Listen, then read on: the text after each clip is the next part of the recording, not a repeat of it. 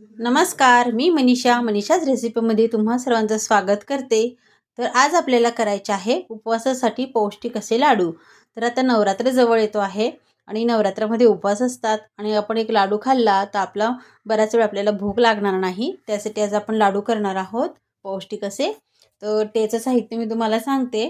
तर मी घेतलं आहे खोबरं, थोडेसे अक्रोड आहे, थोडे मगजबी आहेत, थोडे काजू, बदाम, थोडे किसमिस आहे, काळे किसमिस वगैरे आणि थोडासा डिंक आहे, थोडे खजूर आहे आणि थोडासा गूळ आहे. गूळ मी घेते आहे कारण की अक्रोड आहेत, अक्रोडची चव थोडीशी फिकी असते.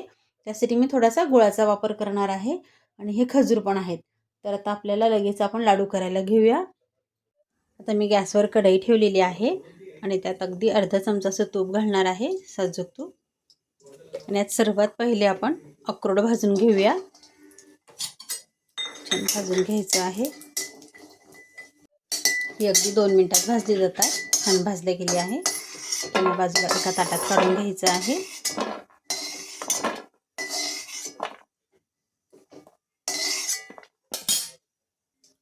आता पुन्हा आपल्याला 1 चमचा तूप घालायचं आहे. सर्वात पहिले आपण बदाम टाकून देऊया. बदाम भाजून घेऊया. बदाम अर्धवट तळत आले की मग आपण त्यात टाकणार आहोत काजू. हे पण छान आपल्याला तुपात मस्त तळून घ्यायचे आहे. काजू बदाम असे छान तळत आले की मस्त त्यांचा रंग बदलायला लागला की आता आपण टाकून देणार आहोत मगजबी.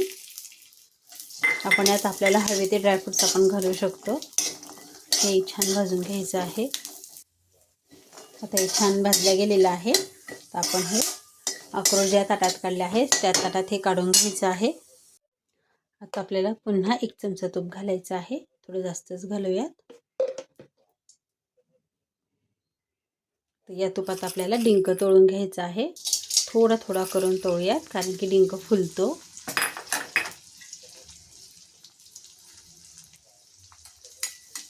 मस्त तळला जातोय, तुम्ही पाहू शकता. डिंक छान तळला गेला आहे. तोही आपण त्या ताटात काढून घ्यायचा आहे. याच तुपात आपण उरलेला डिंक लगेच तळून घेऊया.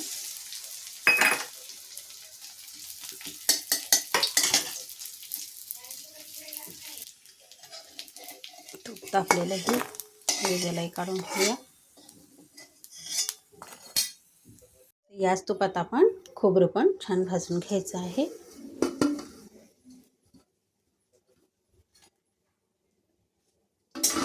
मीडियम फ्लेमवरच भाजायचं आहे. खरपूस मस्त खोबरं पण छान भाजलं गेलेलं आहे. आता आपण गॅस बंद करून द्यायचा आहे आणि हेही आपल्याला एका ताटात काढून घ्यायचं आहे.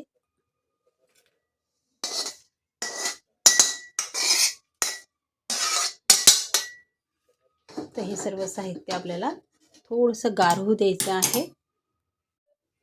तर हे छान गार झालेलं आहे. तर आता यात आपण टाकणार आहोत खजूर. सर्व मिश्रणात आपल्याला खजूर टाकून द्यायची आहे आणि थोडंसं गूळ. हे गूळ अगदी ऑप्शनल आहे. तुम्हाला खूप गोड हवं असेल तर तुम्ही टाका, फिकं हवं असेल नाही टाकलं तरी चालेल. खजुरामुळे पण गोडवा येतो.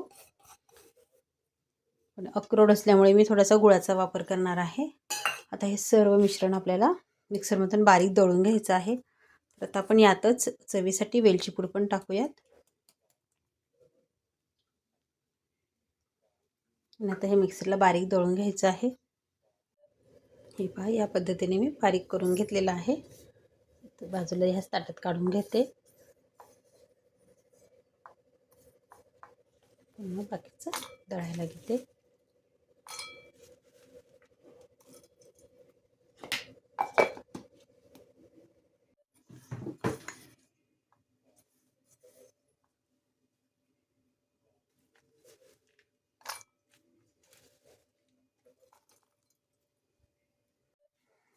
सर्व दळून झालेलं आहे मस्तच. आता आपल्याला पुन्हा याला छान मिक्स करून घ्यायचं आहे.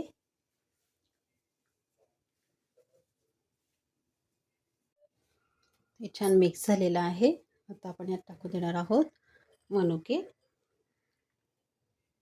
तुम्ही चारोळी खसखस आवडीप्रमाणे यात घालू शकतात.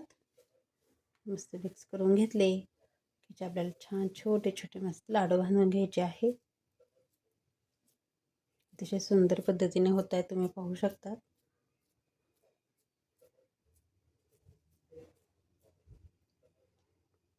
मस्तच अप्रतिम असे झालेले आहेत. तर सर्वच आपण लाडू बांधून घेऊया.